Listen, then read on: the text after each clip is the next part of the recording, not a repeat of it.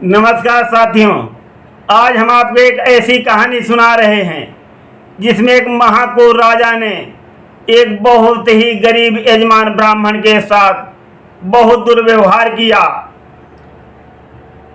और उसको दक्षिणा देने की बजाय उसकी पोथी ही जब्त कर ली। सुनिए, कथा के प्रसंग में सारा हाल सुनाते हैं। एक देश में एक बहुत गरीब ब्राह्मण रहता था और वो घरों में कथा सुना करके अपनी जीविका चलाता था। और वहाँ के जो राजा थे वो बहुत दुष्ट और दूषित विचार के थे, प्रजा को बहुत परेशान करते थे, तरह तरह के प्रजा पर कर लगाते थे और छोटी छोटी बात में प्रजा को दंडित करते थे। प्रजा भी बहुत दुखी थी। तो राजा ने एक बार सोचा, अरे हम लोगों ने कुछ अच्छा काम नहीं किया है, चलो भागवत की कथा सुन लिया जाए तो सारे पाप जो हैं वो दूर हो जाएंगे।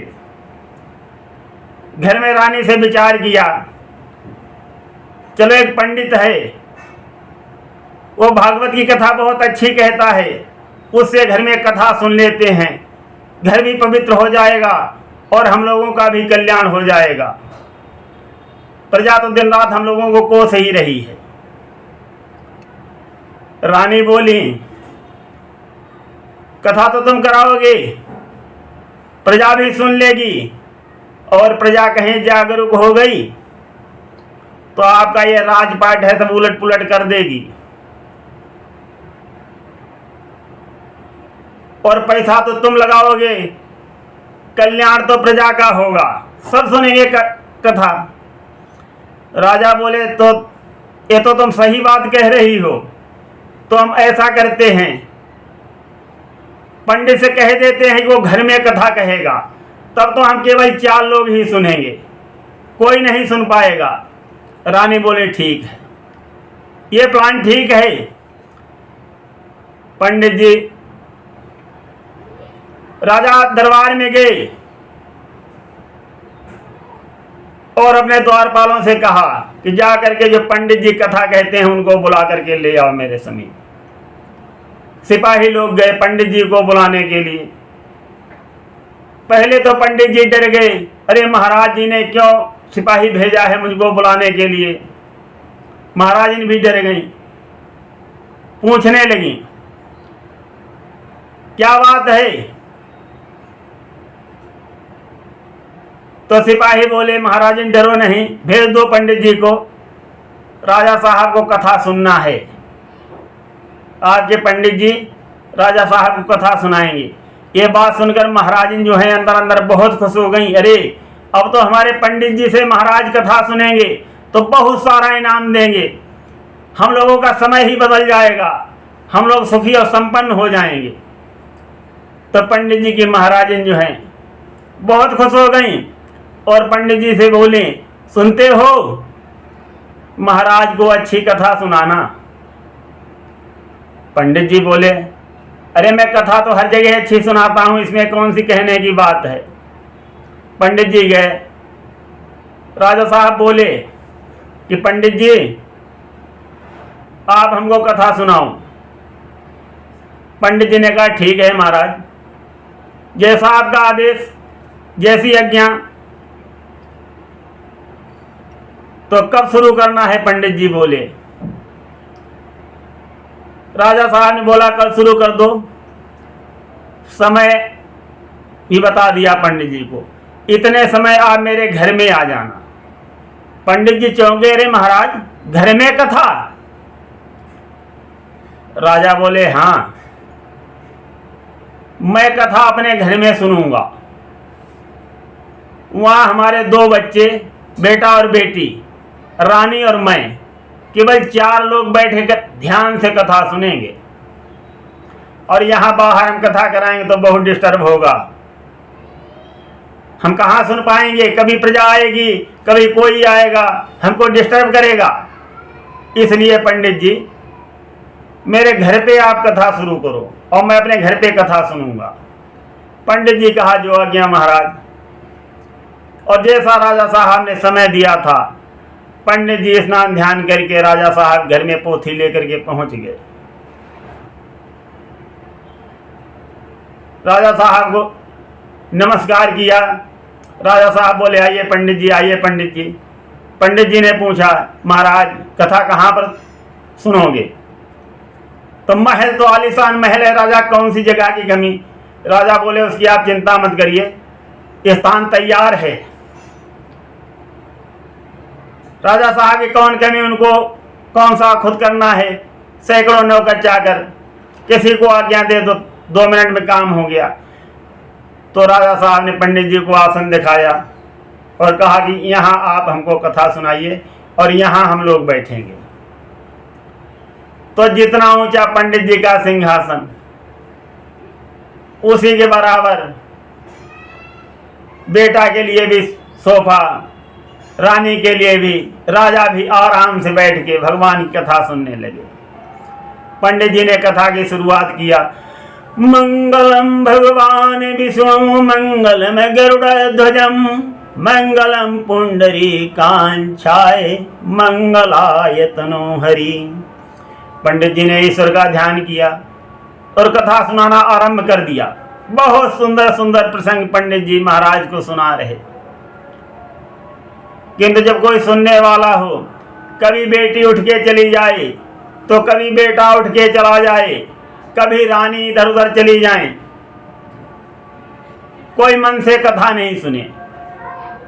अब पंडित जी अंदर ही अंदर दुखी हो, अरे मैं इतनी इतनी सुंदर कथा सुना रहा हूं और ये लोग कोई सुनने के लिए तैयार ही नहीं है, इनको पसंद ही नहीं आ रही, मैं क्या करूं?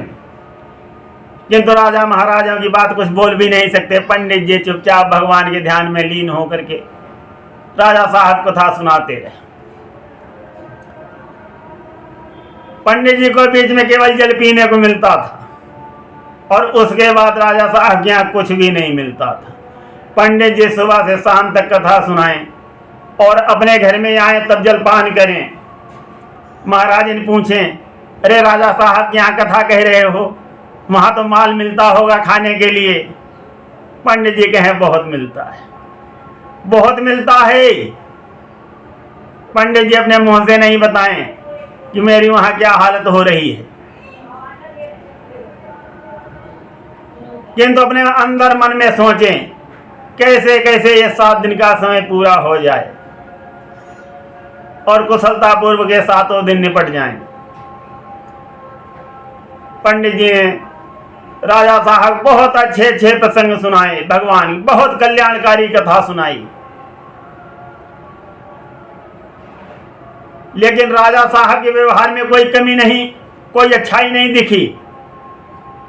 और पंडित जी ने देखा कि इनका परिवार कोई ध्यान से कथा नहीं सुन रहा है। तो पंडित जी ने सोचा कि मैं पंडित हूं, तो इशारों इशारों में लास्ट में एक दोहा कह दिया, एसाम विद्या तपो न दानम न ज्ञानम न शीलम न गुणो न धर्मा ते मृत्युलोकेन भुवि भारी भूता मनुष्य रूपेण मृगो चरन्ति। पंडित जी ने जैसे ही ये श्लोक शुरू किया, राजा बहुत चालाक था। राजा समझ गया ये पंडित जो है मुझको ही सुना रहा है।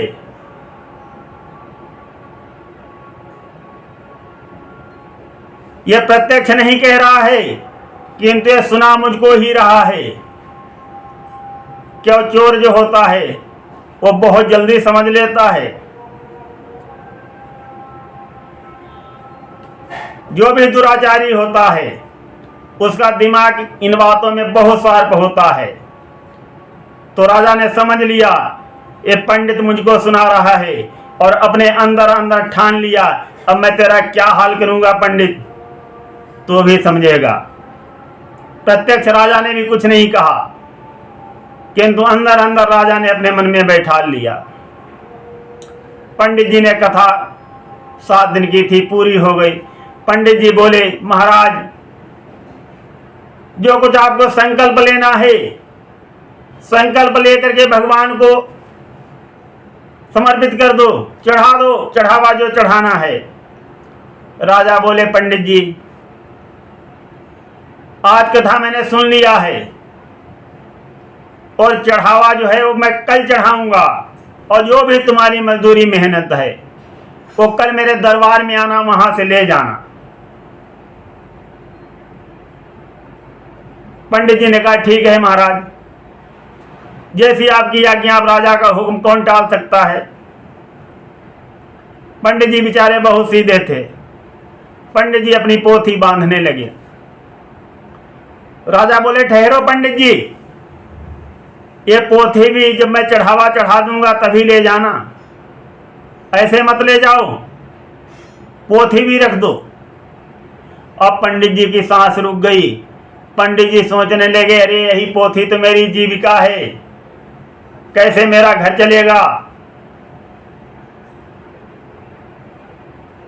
राजा साहब बोले चिंता मत करो, कल आना सभा में पूरा अपना हिसाब कर लेना। पंडित जी ने कहा ठीक है, अब क्या करता, मरता न क्या करता। पंडित जी चुपचाप अपने घर को चले गए। यहाँ महाराज आस लगाए बैठी हैं, आज कथा का विसर्जन का दिन है, 7वां दिन है, और तो बहुत चढ़ावा चढ़ेगा, आज तो हम माला माल हो जाएंगे। पंडित जी अभी माल लेकर के आते ही होंगे। पंडित जी क्यों लेके आएंगे, राजा साहब कितने नौकर हैं, किसी से लाद के राजा साहब माल भेज देंगे। पंडिताइन इस आसने में बैठी। पंडित जी खाली हाथ खड़े हुए आकर के। पंडिताइन दौड़ के आई, पूछने लगी अरे आप तो आ गए, सामान क्या पीछे आ रहा है क्या। पंडित जी बोले कुछ पूछो नहीं। बोली क्या हुआ। पंडित जी कहने लगे कुछ मत पूछो, बहुत बुरा हाल है। अब महाराज इनकी भी सांस रुक गई। पंडित जी ने बताया सारा हाल। अरे महाराज ने तो पोथी भी रख लिया है। महाराज इन कहने लगी जरूर तुमने कोई गलत कथा सुना दी होगी, जरूर तुम्हारी कथा में कोई कमी रह गई होगी, इसलिए महाराज ने ऐसा किया। महाराज दोषी नहीं हैं, दोषी आप ही हैं। कोई राजा ऐसा नहीं कर सकता है। कोई राजा किसी पंडित की पोथी नहीं रख सकता है, जरूर आपसे कुछ गलती हुई है। पंडित जी कहने लगे नहीं भाग्यवान, मुझसे कोई गलती नहीं हुई है। मैं जैसे हर जगह कथा सुनाता हूं, और राजा को तो मैंने उससे अच्छी कथा सुनाई। अब दोनों लोग लेट गए, कोई नाश्ता न पानी कुछ भी नहीं किया। न पंडित जी ने कुछ खाया पिया, न महाराज जी ने कुछ खाया पिया। और जैसे सवेरा हुआ, पंडित जी स्नान ध्यान करके सोच रहे कब मेरी पोथी मिले, और राजा साहब के दरबार में पहुंच गए। दरबान को बताया कि महाराज को बता दो पंडित जी आए हुए हैं। दरबान ने अंदर जाकर के महाराज को बताया कि महाराज पंडित जी दरबार में खड़े हुए हैं। राजा साहब बोले आने दो। पंडित जी आए, हाथ जोड़ के नमस्कार किया। तो राजा ने कहा हाँ बोलिए पंडित जी आ गए आप। पंडित जी ने कहा हाँ महाराज आ गया हूं, आपकी आज्ञा थी इसलिए आ गया हूं। तो राजा साहब ने कहा कि पंडित जी हिसाब हम आपका जब करेंगे, आप हमारे घर में जाओ और हमारे बच्चों से पूछो, दोनों से, और रानी से पूछो तुम्हारी कथा उनको कैसी लगी है। वही हिसाब से हम आपके लिए सोच विचार करेंगे लेने देने के लिए। पंडित जी सोचने लगे अब तो ये और बड़ी मुसीबत आ गई। अब इनके बच्चों ने और रानी साहिबा ने हमारी कथा ध्यान से सुनी ही नहीं है, वो क्या बताएंगे उन्होंने क्या सुना है, और पता नहीं उनकी क्या समझ में आया। अब राजा का आदेश, पंडित जी गए उनके घर। पहले बेटी मिल गई। बेटी से पूछा कि बेटा मेरी कथा तुमको कैसी लगी। बोली पंडित जी बहुत अच्छी। पंडित जी खुश हो गए, कह रहे चलो लड़की ने तो अच्छा बता दिया कम से। पंडित जी बोले बेटा क्या तुमको प्रसंग में अच्छा लगा। लड़की बोली जहां प्रेम प्रसंग का मामला आया वही प्रसंग मुझको अच्छे लगे। जैसे अर्जुन ने सुभद्रा ने भाग के शादी कर लिया प्रेम प्रसंग करके, और मेरे तो बहुत से फ्रेंड हैं और मैं तो पता नहीं किसके साथ विवाह कर लूंगी जो मुझे अच्छा लगेगा। प्रेम प्रसंग मुझको सबसे अच्छा लगा। पंडित जी ने कहा और कथा, कई और कथा में मुझको क्या मतलब, मैंने सुना ही नहीं। अब पंडित जी की सांस रुक गई कि राजा हमसे पूछेंगे हम क्या बताएंगे, क्या आपकी बेटे ने क्या मेरी कथा से समझा है। उसके बाद बेटे के पास पहुंचे कि बेटा तुमको मेरी कथा कैसी लगी। लड़का बोला बहुत अच्छी। तो कहा कौन सा प्रसंग आपको सबसे अच्छा लगा, उसमें कुछ हमको बताओ। लड़का बोला कंस का प्रसंग मुझको बहुत अच्छा लगा। कंस ने अपने पिता को बंदी गृह में डाल करके खुद राजा बन गया, अपने पिता को गद्दी से हटा करके, और मैं भी शीघ्र ऐसे ही करने वाला हूं। वही प्रसंग मुझको अच्छा लगा, बाकी सब बेकार, बाकी मेरी कुछ समझ में नहीं आया। पंडित जी और डरने लगे, अरे ये तो उससे खतरनाक है। पंडित जी सोचे कि चलो रानी साहिबा तो कुछ मदद कर देंगी, तो बच्चों की तो हम ऐसे ही नजरअंदाज कर देंगे, ये तो कम बुद्धि के, अभी इनकी बुद्धि है, बच्चे हैं, तो इनका तो चल जाएगा। महारानी से पूछ लेते हैं। महारानी से पूछा कि रानी साहिबा मेरी कथा आपको कैसी लगी। रानी बोली बहुत अच्छी लगी पंडित जी। अब पंडित जी के फिर से सांस थोड़ी आई कि चलो रानी ने अच्छा कह दिया। तो पंडित जी बोले रानी साहिबा ये भी बता दो कौन कौन से प्रसंग आपके समझ में आए और किसका आप अनुसरण करना चाहती हैं।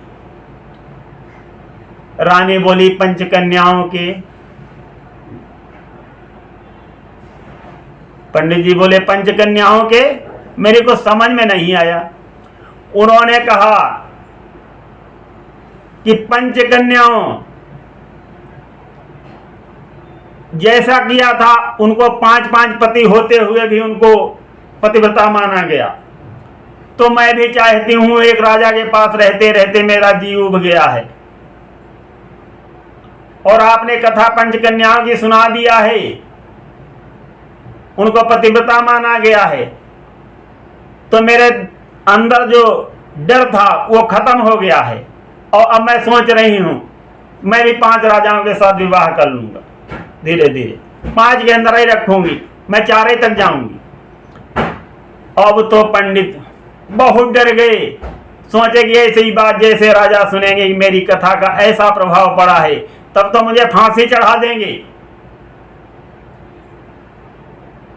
अब पंचकन्याओं के हम यहाँ पर आप सभी को नाम भी बता दें। पंचकन्याओं में ऋषि गौतम की पत्नी अहिल्या, कुंती, द्रौपदी, तारा और मंदोदरी, ये पंचकन्याओं में आती हैं। इनके एक से ज्यादा पति होने से भी ये पतिव्रता के अंदर आती हैं। यही बात रानी ने कहा पंडित जी से, मैंने समझा है। पंडित जी बहुत डरते डरते राजा के दरबार में पहुंचे और गए कि महाराज मैं आपके घर में पता करके आया हूं। राजा बोले तो क्या रिपोर्ट लेकर के आए हो, कैसी कथा लगी हमारे बच्चों को, महारानी को। अब पंडित जी क्या बताएं। पंडित जी सोच रहे हैं अगर हम ये बात राजा को बता दें तो हमें अभी ये फांसी चढ़ा देगा, इतना दुष्ट राजा है। पंडित जी डरते डरते बोले महाराज वो तो बच्चे हैं और रानी हैं, अब इतना ध्यान उन्होंने नहीं दिया, आप अपने से सोच लो। पंडित जी सोचने लगे अरे ये राजा है, इतनी तो बुद्धि होगी ही, और ये इसने तो पूरी कथा सुनी है। तो कहा महाराज आप ही अपने से सोच लो आपको मेरी कथा कैसी लगी है, और उसी के हिसाब से जो भी आपको करना है कर दीजिए महाराज, और मुझे रुखसत कीजिए। राजा बोले पंडित जी आपकी कथा हमको अच्छी लगी है, बहुत अच्छी लगी है, पंडित जी बहुत खुश हो गए कि महाराज क्या अच्छी लगी है। पंडित जी सोचने लगे, अरे राजा साहब तो अच्छी लग गई, अब किसी को अच्छी लगे या न लगे, अब तो इनाम मुझे मिल ही जाएगा। पंडित जी बोले, महाराज क्या अच्छी लगी है, ध्यान से बताना।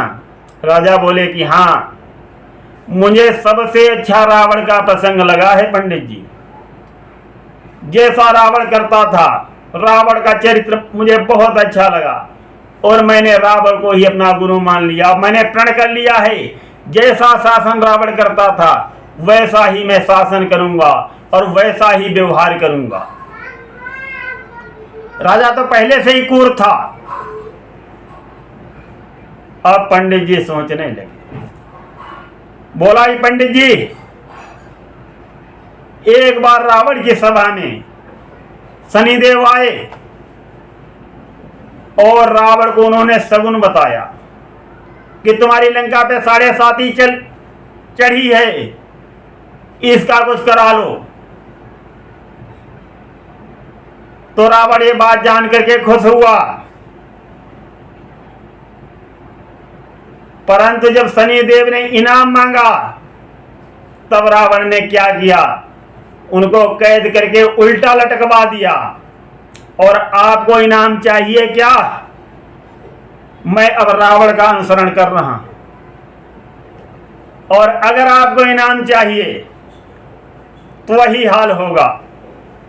पंडित जी डर गए, बोले कि महाराज कुछ नहीं चाहिए, बस मेरी पोथी मिल जाए। राजा बोले, पोथी कैसे मिल जाएगी? मैंने पोथी पर चढ़ाया कुछ नहीं, और मैं चढ़ा दूंगा तो तुम्हारा इनाम हो जाएगा, और इनाम जब हो जाएगा तब तुमको उल्टा लटकना पड़ेगा मेरी कैद में। पंडित जी ने हाथ जोड़ लिए और बोले, महाराज मुझे माफ कर दो और क्षमा कर दो, मुझे जाने दो। और ये कह करके पंडित जी राज दरबार से चले आए। साथी, तो क्या कभी सुना है कोई ऐसा राजा? लेकिन बाद में राजा का क्या हुआ, वो घर में जो 3 लोग विचार बनाए बैठे थे, लड़की जो थी इधर उधर विवाह करके चली गई।